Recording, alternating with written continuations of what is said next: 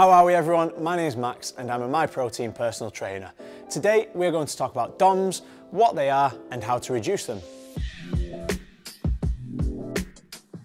Most of you will have heard of DOMS or even felt the effects of them, but what are they? DOMS stands for Delayed Onset Muscle Soreness. This is a particular type of muscle soreness that sets in anywhere from a few hours to a couple of days after exercise, which helps us to explain where the name actually comes from. The most common symptom with this is mild aching and tiredness of the muscles, which usually is accompanied by a decreased range of motion, but it can feel more severe than this. Symptoms usually start to ease within 3 days after exercise, depending on when the onset began.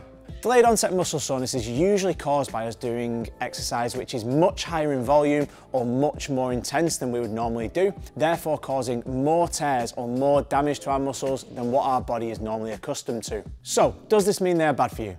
It depends how you look at it. They aren't bad for you in the long term, like we've already said. You will recover after a few days and they are not an actual injury. However, this doesn't mean they are good for you either, so you don't have to go chasing them. Suffering from delayed onset muscle soreness can actually be detrimental to our training, as it will more than likely set other workouts back by you either completing fewer workouts whilst you recover or lowering the volume overall of your next session, meaning we are not training optimally. As your body adapts to more work over time, you in general will be less sore and recover quicker after a workout, but a general rule of thumb is that you should be able to repeat an exercise or workout on the same body part 48 hours later to the same level, as this should be enough time for our muscles to recover from the stress we have put them through in previous workouts. But this doesn't mean that you have to actually feel any soreness after a workout for it to have been an effective one. So, how do we reduce DOMS? Prevention is our best form of defense here in terms of reducing any post-workout soreness. Unfortunately though,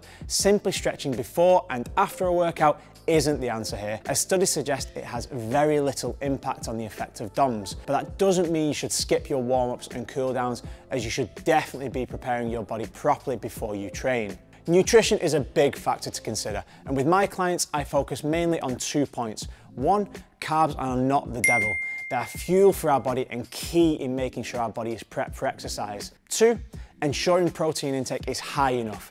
Protein is vitally important in helping our muscles repair, so it's a big part of our post-workout recovery. With my clients, I like to aim for 1.7 grams of protein per kilogram of body weight per day as a general rule of thumb. The easiest and most effective way, however, for us to reduce delayed onset muscle soreness is simply by not doing too much and not progressing workouts more than our bodies are ready for. This is one of the reasons why we program the way we do and why we split workouts into different body parts during a week, so that we have plenty of time for muscles to properly recover from tears during exercise and in turn grow back stronger before we then train them again.